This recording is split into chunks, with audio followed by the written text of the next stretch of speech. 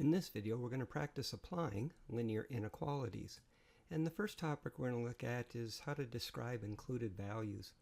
For those of you heading to college algebra, this is a big idea because you're going to be working a lot with functions. And one of the questions you ask whenever you get a function is, what's the domain of the function? That is, what values are you allowed to supply to the function? And so this kind of foreshadows some of the work you'll be doing if your next course is college algebra. So the idea is that some of our operations have restriction on the real values you're allowed to use.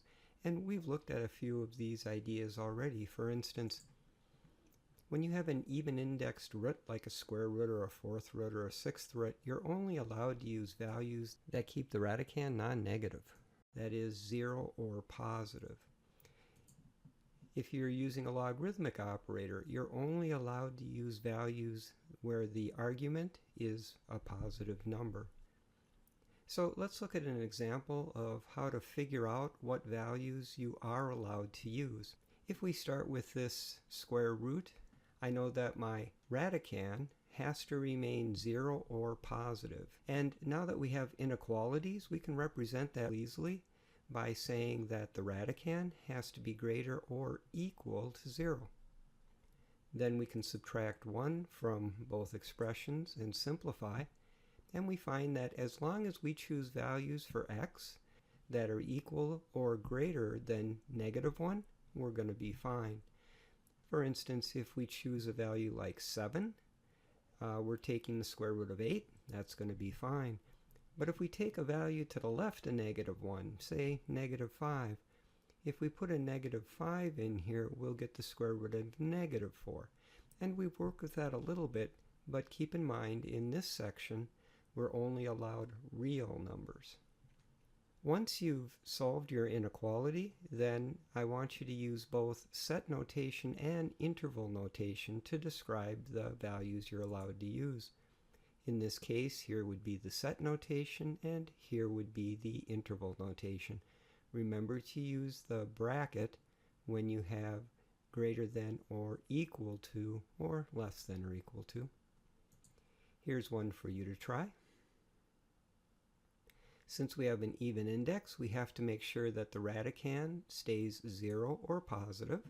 We'll set that up as an inequality, add 5 to both expressions and simplify.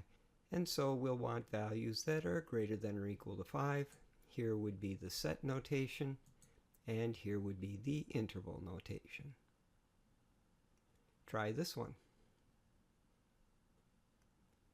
What's important when you're answering these types of questions about included values is you don't spend a lot of time on things that aren't important. For instance, this variable here can take on any real number value, and we don't have a problem with it. The real issue is right in here. That is, we need to keep the radicand 0 or positive. And now to solve for x, I'll multiply both sides by 2 and simplify. And then subtract 7 from both sides and simplify.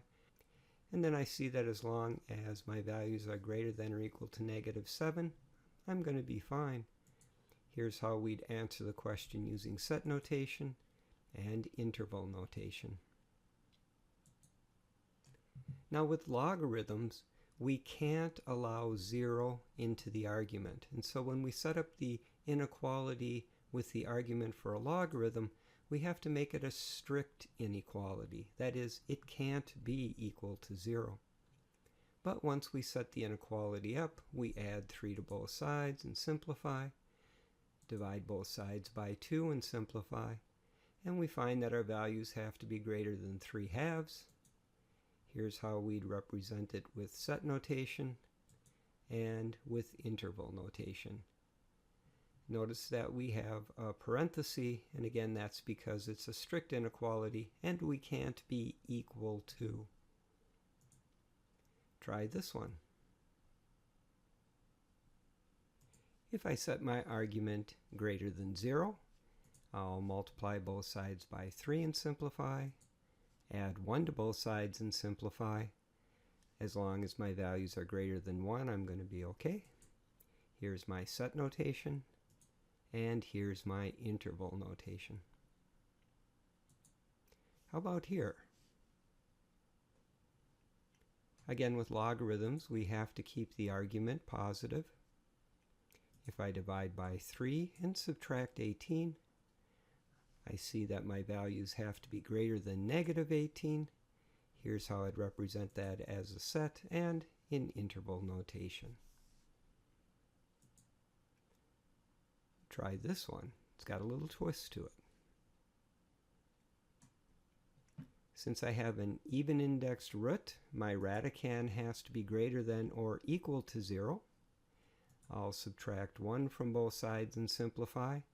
But now I'm going to divide by negative 9. And recall that when we divide by a negative value, we have to change the inequality symbol. I now get that x has to be less than or equal to positive 1/9. Here's my set notation. And here's my interval notation.